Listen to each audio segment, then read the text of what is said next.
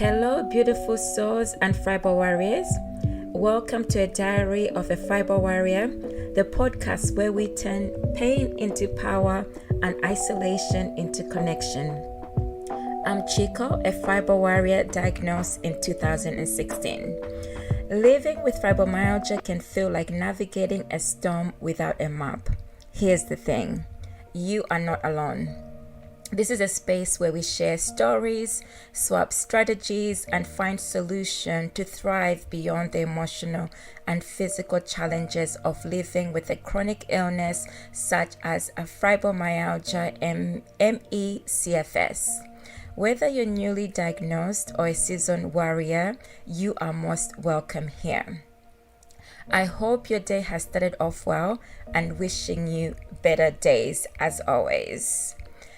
So let's grab your favorite drink. Today I've got decaf green tea next to me and sparkling water as usual. And let's dive in today's episode. Together we're stronger than Fibro. For many of us, the journey to understanding our condition, managing symptoms, and finding support is filled with trial and error. But what if we could find the lessons we've learned along the way to help others avoid the same pitfalls we experience? Recently, I asked my Living with Fibromyalgia Facebook community, what's something you've discovered about fibromyalgia that you wish you had known earlier, which could have helped you? The responses were raw, honest, and packed with useful wisdom, as always. Here's what they had to say. And this is why your voice matters too, and you're most welcome to also contribute any additional tips you may have to share. Key lessons from Fibro Warriors. Here are some of examples of what they have learned through their experience. Starting off with, you are your own advocate. Many shared that they have had to become their own doctor, nurse, and therapist. As one person put it, it took me ages to figure this out, but now I realize I have to keep questioning and learning. And I absolutely 100% agree with this. I had a similar experience where I've shared in the past where I navigated or pushed myself to look beyond general practice and looked for specialist professionals who specifically were familiar with symptoms or condition as fibromyalgia, ME, and chronic fatigue syndrome, and also specifically focus on integrated care.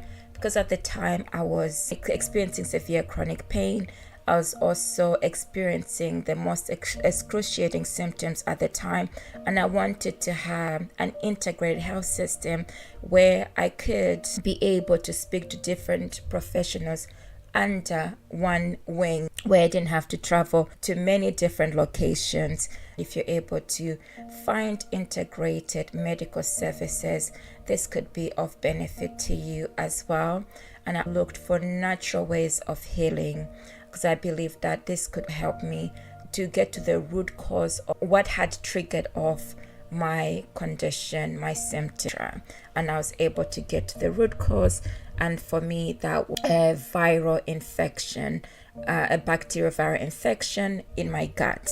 So I had to go through all sorts of processes in order to be able to start cleansing and slowly healing some of the symptoms, especially the severe chronic pain. This is just an example. And also when I share any insights, including other people on this podcast, let me add that sharing based on personal experience and for educational purposes, it is always highly advisable, and I'd recommend that you also speak to your health professionals on what is best for you in terms of your healing process, what could help you ultimately. Then moving on into the power of community. Hearing from fellow Fibro Warriors can be more impact. It's one thing for a doctor to say something, but another to hear it from somebody who truly understands. This is what one Fibro Warrior shared, and I can absolutely agree with this, because when you're hearing firsthand from somebody else, it can automatically link into your own personal experience. Pacing is everything. Overdoing it on a good day can lead to days of even weeks of recovery. Pace yourself and take rest was a recurring piece of advice from fellow Fibro Warriors. And pacing, in the beginning, it was something that was a challenge for me to overcome, as I was used to working in a fast-paced environment. And some of you may resonate with this, of the crash and burn processes. Pacing yourself eventually does get better. It also makes you focus on things that are more meaningful, and you become more mindful. The invisible struggle. Fibromyalgia is often invisible, which can lead to misunderstandings. People only see the good days, not the pain and the fatigue behind the scenes, one person noted.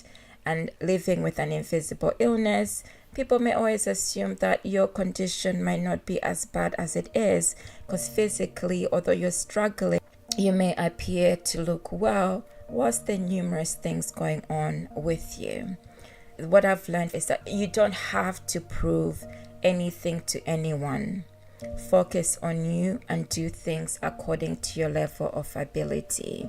The people who want to be there will be there. Diet and lifestyle changes. Some people found that diet and life changes can significantly help.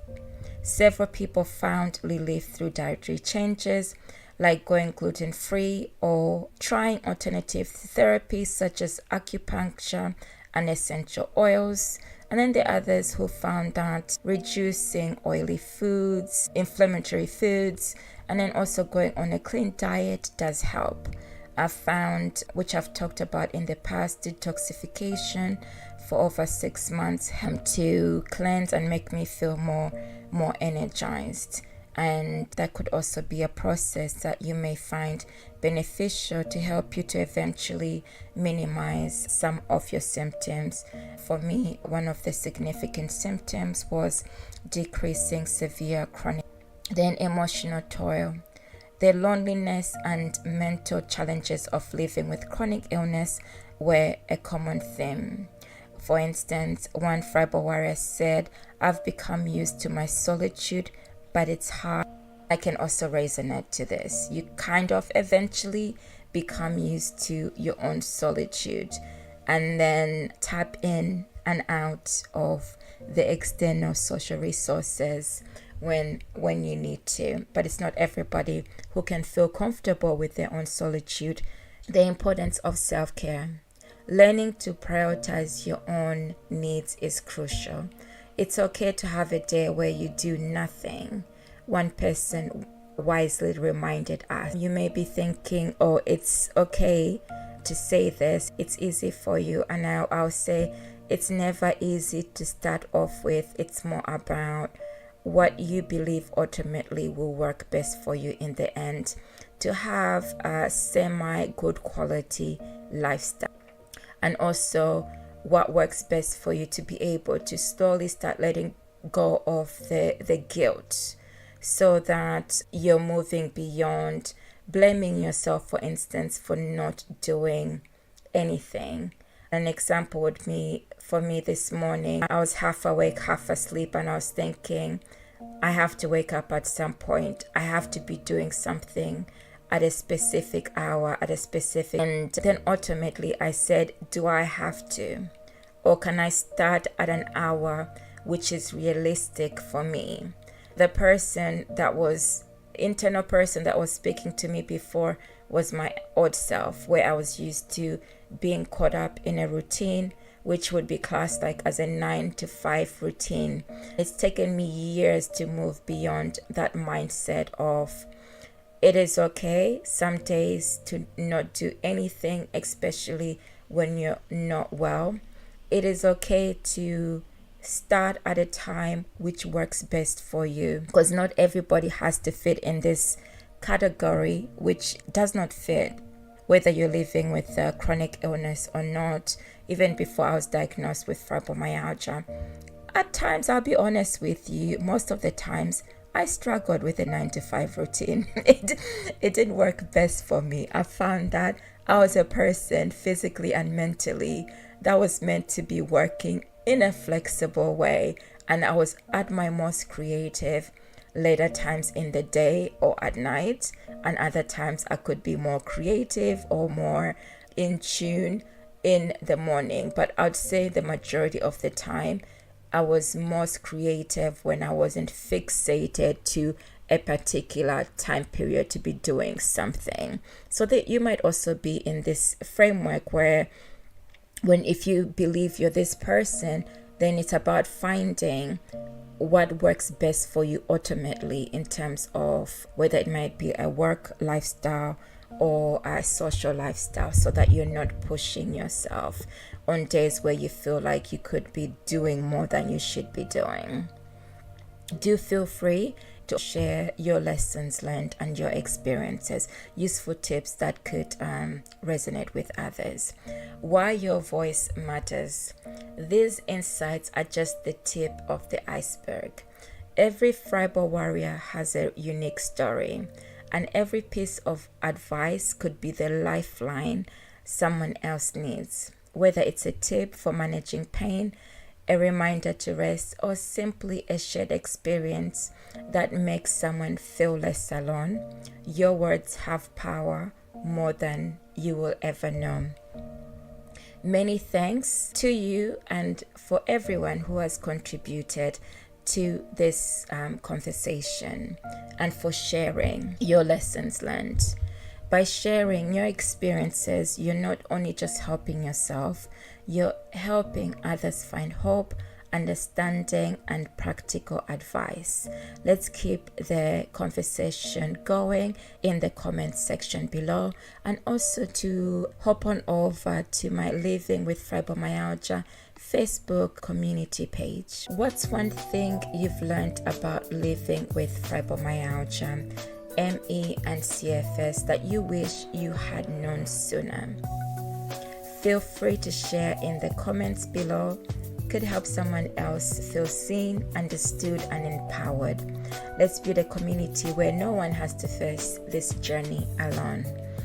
And as always, on my blog post, at the end of my blog post, to have a look through where I share additional resources for Fibro and chronic illness warriors. Thanks for connecting. Until next time. Ciao for me for now.